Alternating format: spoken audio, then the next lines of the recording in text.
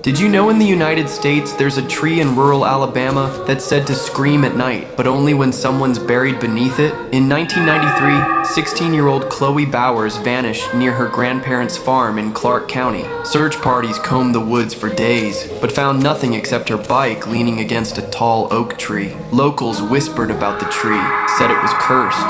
That fall, strange things started happening. Neighbors heard crying from the woods. Dogs refused to go near the tree.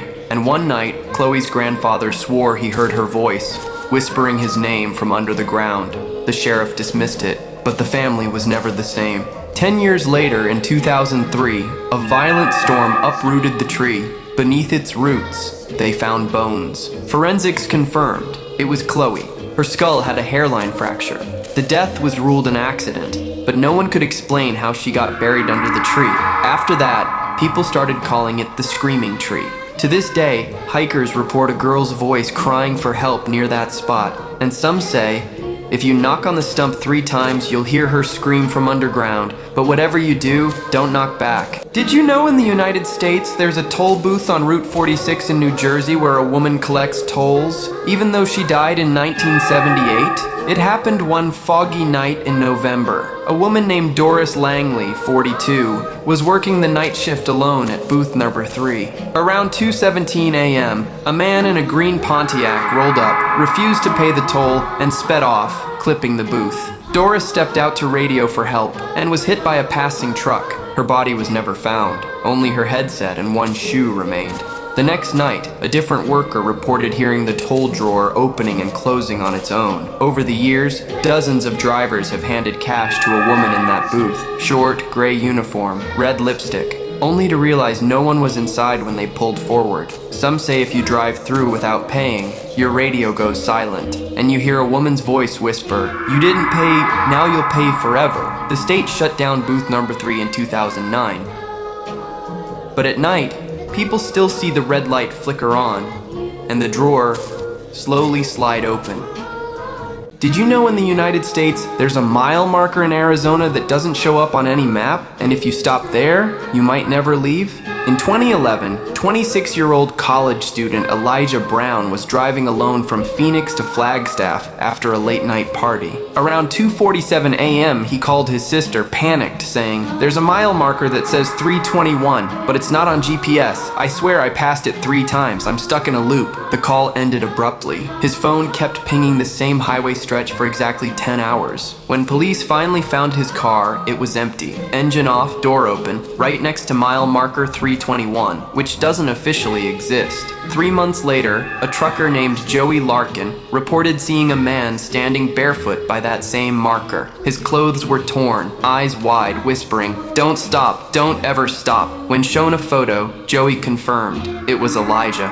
No one's seen him since. Arizona Department of Transportation denies mile marker 321 was ever installed, but some night drivers say it only appears after 2:30 a.m., and it always looks freshly painted, even when no one maintains that stretch. They say if you see it, keep driving, because if you stop, time doesn't just slow down, it forgets you. Did you know in the United States there's a mysterious radio station in Arizona that only plays between 3:33 and 3:45 a.m., and it predicts who will die within the next 24 hours? Locals call it Station Zero, and it doesn't appear on any known frequency. There's no DJ, no commercials, just static, interrupted by a distorted voice listing names, 1 name per night. It started gaining attention in 2012 when a college student named Mark Alvarez was driving through the Arizona desert. At exactly 3:34 a.m., his old truck radio turned on by itself. Mark swore he hadn't touched the dial. The speakers hissed, then a voice, slow and broken, whispered, "Next to fall, Mark Alvarez." Mark thought it was a prank, but later that morning, hikers found his truck at the bottom of a canyon 40 feet down. No skid marks, no sign of a crash, just the engine still humming, and the radio playing pure static. Since then, dozens of similar stories have surfaced. People driving alone through the desert at night, radios switching on, a name announced, and by morning, that person is dead. Some believe Station Zero is a rogue government transmission. Others think it's tied to something ancient buried beneath the desert. But everyone agrees, if you're driving through Arizona and your radio flickers on by itself after 3:30 a.m., turn it off immediately, because once you hear your name, it's already too late. Did you know in the United States there's a photo booth at a shuttered bus terminal in New Mexico, and they say if it flashes more than once, you'll disappear from every photograph you've ever taken? Back in 1992, the Gray Line bus terminal in Las Cruces closed after a flood damaged the foundation,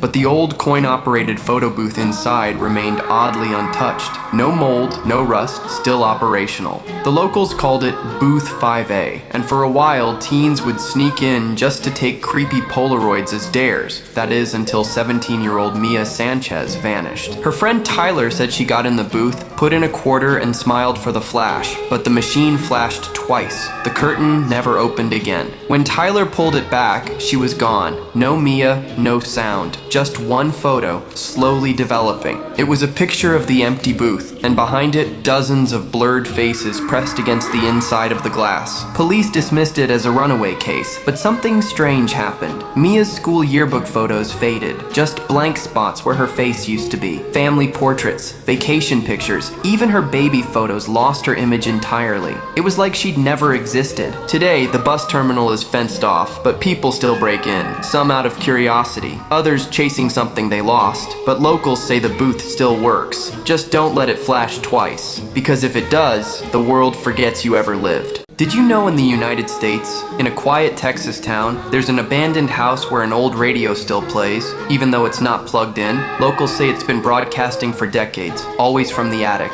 The sound, a low crackle, some static, and then a voice reading the news. But here's the catch. It reports tomorrow's news. In 1992, a teenager snuck in with a recorder. The next morning, he played the tape for his parents. It said, "Local boy found drowned behind Miller Creek. No foul play suspected. By evening, he was missing. They found his body where the radio said it would be. Since then, only a few dared enter. One man heard a report of a car crash. He tried to avoid the highway mentioned, only to die on the alternate road, as if the report wasn't a warning, but a trap. The radio never lies. It just whispers fate." In 2015, a radio host tried to debunk it. He live-streamed from the attic, saying it was all superstition. But halfway through, the static turned clear. His own voice came through the speaker, trembling. "Please don't come here. Don't listen. It knows when you're near." The stream cut out. They never found him. So, if you ever hear a faint voice through static, even from a broken speaker, cover your ears, because the moment you understand what it says, you become part of the broadcast. Did you know there are bodies on Mount Everest that are used as trail markers? Mount Everest, the highest point on Earth, is also one of the deadliest. Above 8,000 meters lies the death zone, where the air is so thin your body starts shutting down. Oxygen is scarce. Thinking becomes foggy. Every step is torture. Over 300 climbers have died on Everest, and most of them are still up there. Their bodies, frozen solid by the cold, can't be recovered. Helicopters can't fly that high, and it's too dangerous to carry the dead back down, so they stay where they fell. One of the most infamous is a man known as Green Boots, believed to be Indian climbers, Seong Paljor. He died during a blizzard in 1996. His body rests in a cave near the main route to the summit, curled on his side, his neon green boots poking out of the snow. For years, climbers would say, once you pass Green Boots, you're almost there. Then there's Sleeping Beauty, an American climber who died just short of the summit. Her body sits upright, strapped to her gear, her long hair frozen in the wind. Her face is tilted upward, eyes closed. Some climbers pause in silence. Others step over the bodies, barely looking. Everest doesn't just hold the dreams of the living, it keeps the dead as warnings. Did you know there are bodies on Mount Everest that are used as trail markers? Mount Everest, the highest point on Earth, is also one of the deadliest. Above 8,000 meters lies the death zone, where the air is so thin your body starts shutting down. Oxygen is scarce. Thinking becomes foggy. Every step is torture. Over 300 climbers have died on Everest, and most of them are still up there. Their bodies, frozen solid by the cold, can't be recovered. Helicopters can't fly that high, and it's too dangerous to carry the dead back down, so they stay where they fell. One of the most infamous is a man known as Green Boots, believed to be Indian climbers, Seong Paljor. He died during a blizzard in 1996. His body rests in a cave near the main route to the summit, curled on his side, his neon green boots poking out of the snow. For years, climbers would say, once you pass Green Boots, you're almost there. Then there's Sleeping Beauty, an American climber who died just short of the summit. Her body sits upright, strapped to her gear, her long hair frozen in the wind. Her face is tilted upward, eyes closed. Some climbers pause in silence. Others step over the bodies, barely looking. Everest doesn't just hold the dreams of the living, it keeps the dead as warnings. Did you know in the United States there's an apartment that always smells like smoke, even though it's never caught fire? It's in a building outside Chicago, apartment 104. The landlord never rents it for more than a month. Every tenant leaves early or disappears. In 2009, a woman named Tara moved in alone. Her neighbors said she was quiet, friendly, but on her 5th night, she knocked on the door of 105, pale and shaking. She said someone was standing in her hallway at 3 a.m., watching her from the shadows. When they checked, no one was there, but the smell of burning wood filled the air. 2 nights later, she vanished. Her door was locked from the inside, lights still on. A single footprint burned into the carpet facing her bedroom. Security footage showed her entering the apartment, but never leaving. Now, new tenants report the same thing. Lights flickering at 3:04 a.m., smoke alarms going off with no fire, whispers through the air vents repeating, "He's still in here." Maintenance refuses to go inside after dark, and the landlord stopped painting over the burn marks, says they always come back. If you ever get offered apartment 104, don't accept the keys, because once you shut the door, he's already in the room. Did you know there's a town in the United States that shows up only when it rains? It's called Gray Ditch, and it's not on any map. In 1986, a family driving through West Virginia got caught in a thunderstorm and pulled off the road. That's when they saw it. A small town they'd never seen before. White houses, glowing street lamps, shop windows lit like it was still the 1950s. They stayed the night in a quiet inn. The woman at the desk never asked for payment, only smiled and said,